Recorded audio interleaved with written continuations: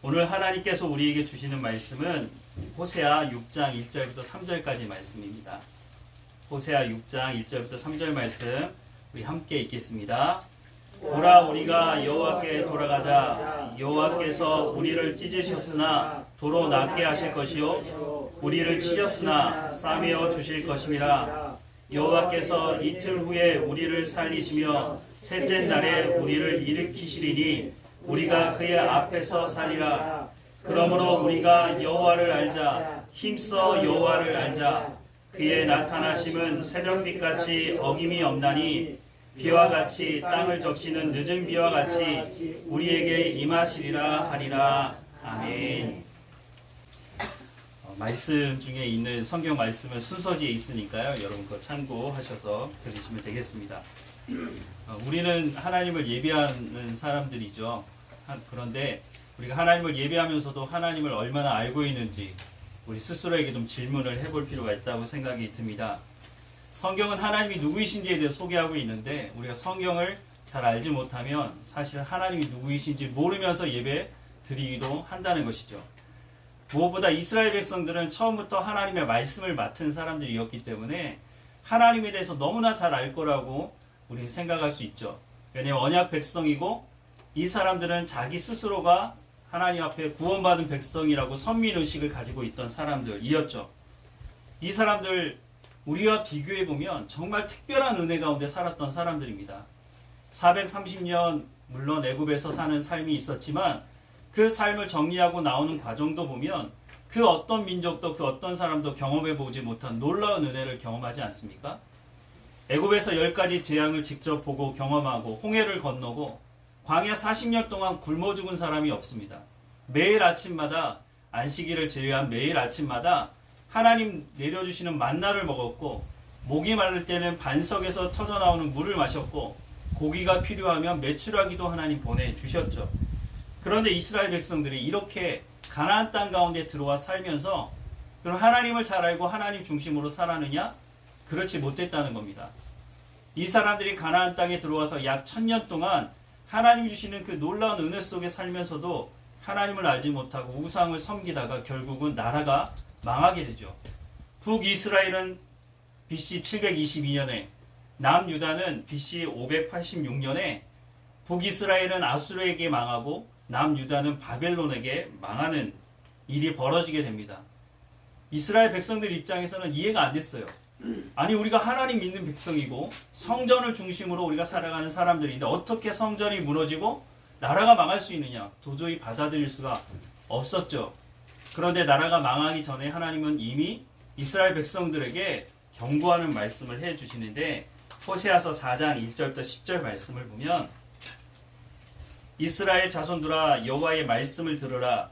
여호와께서 이 땅 주민과 논쟁하시나니 이 땅에는 진실도 없고 인애도 없고 하나님을 아는 지식도 없다라고 말씀합니다. 이 땅이 진실도 없고 인애도 없는 이유가 뭐냐? 하나님을 아는 지식이 없기 때문이다 라고 말씀하시죠. 그래서 어떤 일이 벌어졌느냐?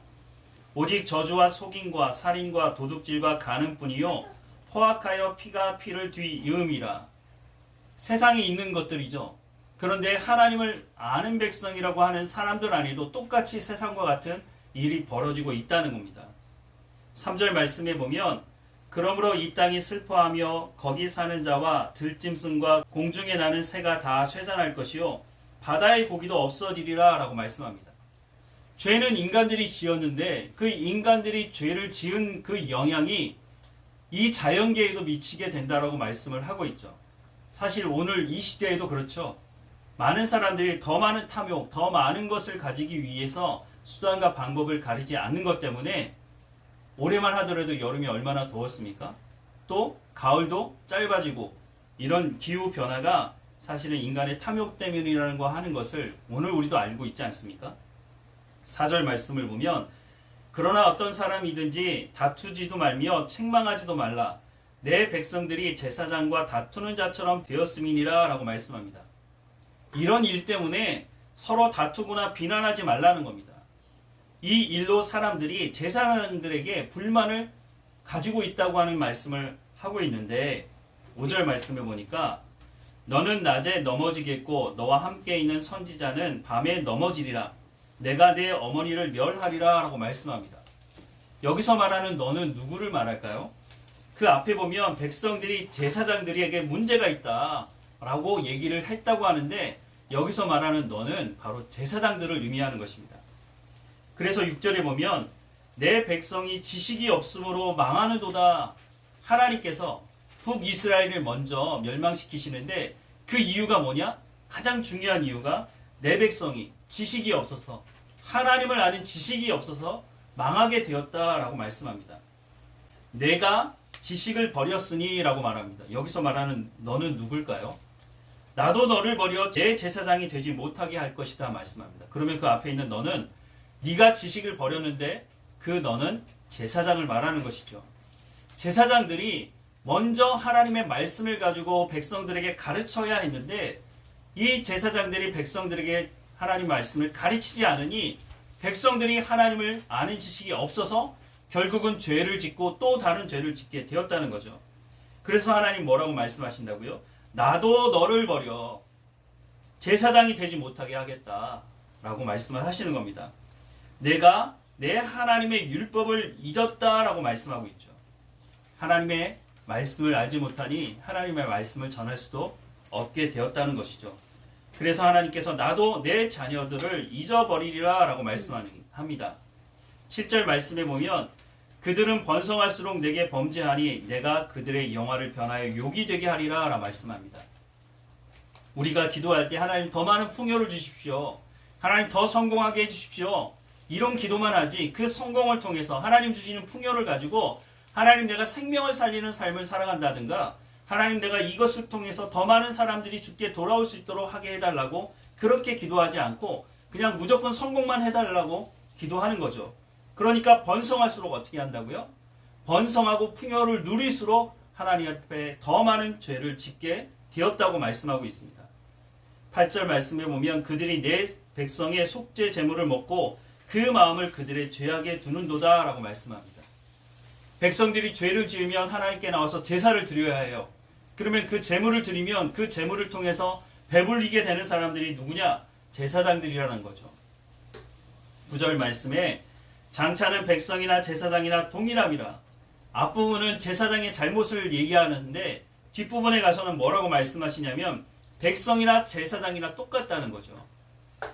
율법의 말씀을 보면 뭐 특별한 게 없습니다. 사실은 하나님의 백성은 어디 이렇게 살라고 하는 말씀들을 보면 우리의 양심을 따라 살아가는 말씀들에 대한 말씀을 참 많이 하고 계시는데 백성들이 그렇게 하지 않는다는 건 하나님을 알지 못해서기도 하지만 이 백성들이 하나님의 백성다운 삶도 살아갈 마음이 없다고 하는 것을 말해주고 있는 거죠. 그래서 10절 말씀에 보면 그들이 여기서 말하는 그들은 제사장들만 의미하는 것이 아니라 이스라엘 백성들도 의미합니다. 그러니까 전 이스라엘 백성들 먹어도 배부르지 아니하며 음행하여도 수유가 늘지 못하니 이는 여호와를 버리고 따르지 아니하였음이니라 라고 말씀합니다. 이것은 북이스라엘에 대한 하나님의 경고인데 남유다는 그러면 좀 나았느냐? 그렇지 않았습니다. 예레미야 4장 22절 말씀에 보면 내 백성은 나를 알지 못하는 어리석은 자요 지각이 없는 미련한 자식이라. 악을 행하기에는 지각이 있으나 선을 행하기에는 무지하도다 라고 말씀합니다. 남유다가 더하면 더했지 북이스라엘보다 덜하지 않았다는 겁니다. 남유다도 동일하게 하나님을 아는 지식이 없어서 망하게 되었다라고 말씀을 하십니다. 예수님이 이 땅에 오셔서 여러 가지 사역을 하시는데 예수님의 사역 들여다보면 예수님의 사역은 한 가지였습니다. 마태복음 4장 23절에 보면 예수께서 온 갈릴리에 두루 다니사 그들의 회당에서 가르치시며 천국 복음을 전파하시며 백성 중에 모든 병과 모든 약한 것을 고치셨다라고 말씀합니다. 예수님께서 병자를 고치신 이유는 하나님의 말씀을 듣게 하기 위함이었습니다. 회당에서 가르친 것은 천국 복음, 즉 하나님의 말씀을 가르쳤다고 말씀하고 있죠. 사도 바울도 많은 교회를 개척하면서 사도 바울이 했던 것은 하나님의 말씀 전하는 것 외에 한 것이 사실 없었습니다. 예수님도 때가 되면 하나님 불러가셨고 사도 바울도 때가 되면 하나님께서 불러가시는 거죠. 그러면 남아있는 교회, 남아있는 성도들은 어떻게 신앙생활 할 수 있을까요? 하나님의 말씀을 가지고 이 사람들이 지금까지 우리 가운데 복음을 전해왔고 오늘 우리도 사실 마찬가지라고 하는 것입니다. 예수님이 사역을 마무리하시면서 요한복음에 보면 마지막 기도를 하는 장면이 기록되어 있는데 요한복음 17장에 보면 예수님이 이런 기도를 하십니다. 11절 말씀에 보면 나는 세상에 더 있지 아니하오나 그들은 세상에 있사옵고 나는 아버지께로 가옵나니 거룩하신 아버지여 내게 주신 아버지의 이름으로 그들을 보존하사 우리와 같이 그들도 하나가 되게 하옵소서라고 말씀합니다. 하나님과 우리가 하나 되게 해달라고 기도하고 있는데 그러면 도대체 어떻게 하나님과 우리가 하나가 될 수 있을까요? 15절부터 17절에 보면 내가 비옵는 것은 그들을 세상에서 데려가시기를 위함이 아니요 다만 악에 빠지지 않게 보존하시기를 위함이니이다. 내가 세상에 속하지 아니함 같이 그들도 세상에 속하지 아니하였사옵나이다. 그들을 진리로 거룩하게 하옵소서. 아버지의 말씀은 진리니이다 라고 말씀합니다. 하나님의 말씀으로 하나님과 우리가 하나 될 수 있음을 말씀해주고 있습니다. 그러니까 진리 가운데 우리가 하나 될 수 있도록 하나님 허락해달라고 예수님 기도하셨다는 겁니다. 요한복음 8장에 보면 31절과 32절에 그러므로 예수께서 자기를 믿는 유대인들에게 이르시되 너희가 내 말에 거하면 참으로 내 제자가 되고 진리를 알지니 진리가 너희를 자유케 하리라 라고 말씀합니다. 여러분 예수 믿고 나서 자유로워지셨습니까? 예수 믿고 나서 오히려 뭔가 이렇게 목을 조르는 것처럼 이것도 못하고 저것도 하지 말고 그런 말씀만 들으셨습니까? 성경은 분명히 뭐라고 말씀하시냐면 진리를 알지니 하나님의 말씀을 알지니 하나님의 말씀이 우리를 자유케 할 것이라고 말씀합니다. 하나님과 친밀한 교제를 하게 되면 우리가 자유롭게 이 땅 가운데 살아갈 수 있다는 것을 말씀해주고 있습니다. 37절에 보니까 나도 너희가 아브라함의 자손인 줄 아노라. 그러나 내 말이 너희 안에 있을 곳이 없으므로 나를 죽이려 하는도다 라고 말씀합니다. 유대인들이 하나님의 아들 예수님을 죽이려고 했던 이유가 뭐냐? 그들 안에 하나님의 말씀이 없기 때문에 예수님께서 아무리 하나님의 말씀을 전해도 이 사람들이 하나님의 말씀을 듣지 않으니까 자기의 귀를 즐겁게 하는 말을 해주지 않으니까 결국은 예수님을 죽이려고 했다는 거죠.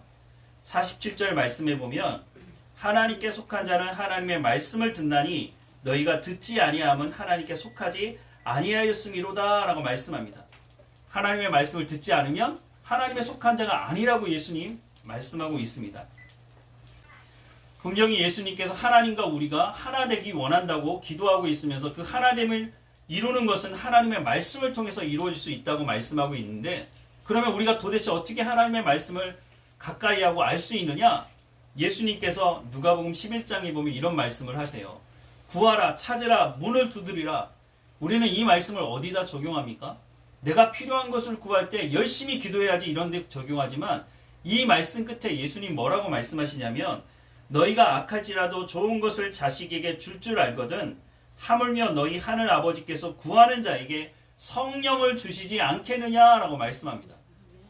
예수님께서 구하는 자에게 성령을 주시겠다고 말씀하고 있는 거죠. 그래서 예수님께서 요한복음의 말씀을 통해서 우리 가운데 해주는 말씀은 성령이 오시면 그 성령이 우리를 진리 가운데로 인도하실 것이다 라고 약속하고 계십니다. 그래서 성령을 구하라는 것입니다. 그 성령이 우리를 진리의 말씀 가운데로 인도하시고 그 말씀을 깨달아 알게 하실 뿐만 아니라 우리의 삶의 현장에서 성령의 열매를 맺어갈 수 있도록 하시는 분이 성령이니 성령을 구하라고 말씀하는 거죠.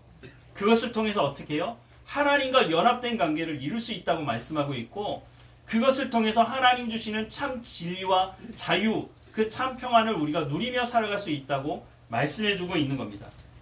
우리 모두가 제대로 된 신앙생활을 모두가 하기 원할 겁니다.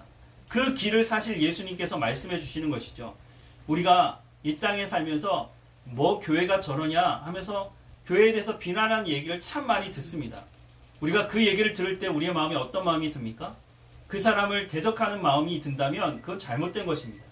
우리 가운데 그 모습이 있는지 다시 한번 되돌아보고 나는 과연 하나님의 말씀을 듣고 순종하는 삶을 살아가고 있느냐 우리의 모습을 먼저 살펴봐야 하는 것이죠. 우리가 제대로 된 신앙의 삶을 살아가기 위해서 가장 중요한 것은 하나님 말씀 듣기를 내가 사모하고 있느냐 또 하나님의 말씀을 들었다면 그 말씀대로 순종하며 살아가고 있느냐라고 하는 것에 대한 바른 대답을 해야 할 것입니다. 최소한 이게 잘못된 것인지 제대로 된 것인지 분별할 수 있는 실력을 우리가 갖춰야 한다는 거죠. 그렇게 하기 위해서 우리가 성경을 읽어야 한다는 것입니다. 거짓 목회자, 오늘 이 시대에도 있지 않습니까? 초대교회도 있었지만 지금도 마찬가지 사람의 마음을 속이는 사람들이 있습니다. 우리가 그 말을 들었을 때 그러면 그것이 사람을 속이는 것인지 하나님의 말씀인지 최소한 분별할 실력을 가져야 한다는 거죠. 감정에 휘둘려서는 안 됩니다. 어떤 분들은 내가 눈물 흘렸다고 그것이 하나님의 은혜를 받았다고 말하는 사람들이 있습니다. 물론 하나님의 은혜를 받으면 우리가 눈물도 쏟게 되고 마음의 움직임도 있습니다. 그런데 우리의 삶에 그 말씀이 적용되어서 열매 맺지 못한다면 그게 정말 하나님의 은혜라고 말할 수가 있을까요?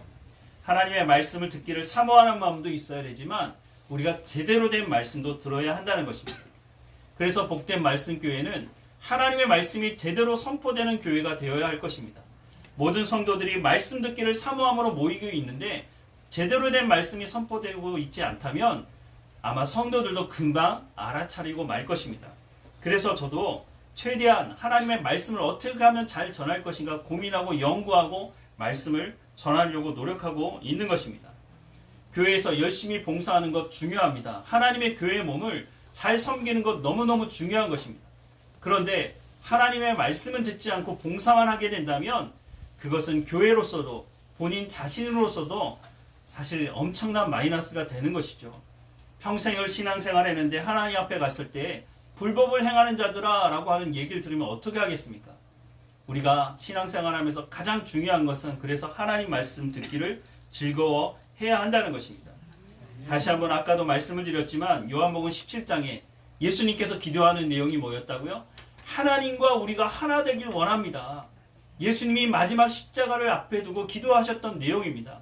우리가 하나님과 함께 될 수 있는 것은 바로 진리로 거룩함을 받는 것이고 하나님의 말씀으로 우리가 새롭게 되는 것이라고 말씀해주고 있습니다. 우리가 하나님의 말씀으로 우리의 생각이 새롭게 되지 않으면 평생을 교회를 왔다 갔다 해도 우리가 잘못된 판단을 내릴 수가 있다는 것입니다. 예수님은 우리가 그리스도의 장성한 분량에 이르기 원하신다고 말씀합니다. 그 길도 하나님의 말씀을 쫓아가야 한다고 하는 것을 말씀해 주고 있습니다. 오늘 본문의 말씀을 보면 오라 우리가 여호와께 돌아가자라고 말씀합니다. 호세아 시대 이제 아수르에게 멸망을 코앞에 두고 있는 시대였습니다. 그럼에도 불구하고 하나님 뭐라고 말씀하신다고요? 오라 우리가 여호와께 돌아가자. 지금이라도 돌아오라고 말씀을 하고 있다는 겁니다. 여호와께서 우리를 찢으셨으나 도로 낫게 하실 것이요 우리를 치셨으나 싸매어 주실 것임이라 라고 말씀합니다. 하나님이 어떻게 하셨다고요? 범죄한 이스라엘 백성들에게 하나님께서 채찍을 드셨다고 말씀합니다. 이스라엘 백성들은 우리가 하나님의 백성인데 왜 이렇게 고난을 당하나 이렇게 불평했지만 그 고난을 누가 허락해 주셨다고요? 하나님께서 허락해 주셨다는 겁니다. 그러면 그 고난을 통해서 하나님께서 말씀하기 원하셨던 것은 지금이라도 돌아오라고 하는 말씀이었다는 겁니다. 2절 말씀에 보면 여호와께서 이틀 후에 우리를 살리시며 셋째 날에 우리를 일으키시리니 우리가 그 앞에서 살리라 라고 말씀합니다. 하나님께 돌이키기만 한다면 하나님은 우리를 살리시겠다고 약속하고 있습니다. 그러므로 우리가 여호와를 알자 힘써 여호와를 알자라고 말씀합니다. 그의 나타나심을 새벽빛같이 어김이 없나니 비와 같이 땅을 적시는 늦은 비와 같이 우리에게 임하시리라 라고 약속하고 계십니다.